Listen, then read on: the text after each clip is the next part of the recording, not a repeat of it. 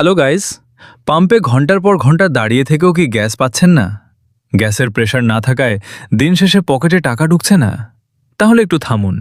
এই ভিডিওটা শেষ পর্যন্ত দেখা আপনার জন্য অত্যন্ত জরুরি, কারণ আজ আমরা সঠিক তথ্য সহকারে জানাবো এই তীব্র সিএনজি সংকট আসলে কবে শেষ হতে যাচ্ছে এবং কখন আবার পাম্পে গ্যাসের প্রেশার স্বাভাবিক হবে। বর্তমান সময়ে দেশের সিএনজি পাম্পগুলোর সামনে কিলোমিটারের পর কিলোমিটার জুড়ে গাড়ির দীর্ঘ সারি আর ঘন্টার পর ঘন্টা অপেক্ষা। এই চিত্র এখন আমাদের সবার চেনা। পাম্পে গিয়ে লাইনে দাঁড়িয়ে থেকেও গ্যাস মিলছে না, আর যাও মিলছে তাতে প্রেশার নেই বললেই চলে। এই তীব্র গ্যাস সংকটের কারণে আমাদের চালক ভাইদের দৈনিক রুজি রোজগার আজ বড় ঝুঁকির মুখে পড়েছে। কিন্তু কেন হঠাৎ এই পরিস্থিতি? বিভিন্ন সংবাদ মাধ্যম এবং জ্বালানি খাতে তথ্য বিশ্লেষণ করে জানা গেছে, এই সংকটের প্রধান কারণ জাতীয় গ্রিডে গ্যাসের সরবরাহ মারাত্মকভাবে কমে যাওয়া। সাগরে থাকা এলএনজি টার্মিনালের কারিগরি ত্রুটি ও রক্ষণাবেক্ষণ কাজের কারণে আমদানি করা গ্যাস সরবরাহ বাধাগ্রস্ত হচ্ছে।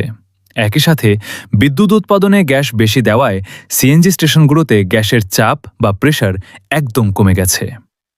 পেট্রোবাংলা ও সিএনজি ওনার্স অ্যাসোসিয়েশনের সূত্র অনুযায়ী পাম্পগুলোতে পর্যাপ্ত প্রেশার না থাকার মূল কারণ এটাই। এখন প্রশ্ন হল, এই সমস্যা কতদিন থাকবে? সরকারি ও সংশ্লিষ্ট বিদ্যুৎ জ্বালানি বিভাগের সর্বশেষ আপডেট অনুযায়ী এই পরিস্থিতি সাময়িক।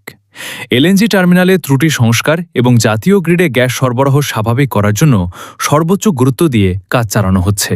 আশা করা যাচ্ছে আগামী 2 থেকে 3 সপ্তাহের মধ্যে গ্যাস সরবরাহ পরিস্থিতি অনেকটাই উন্নত হবে এবং পাম্পগুলোতে গ্যাসের প্রেশার আবার স্বাভাবিক হতে শুরু করবে।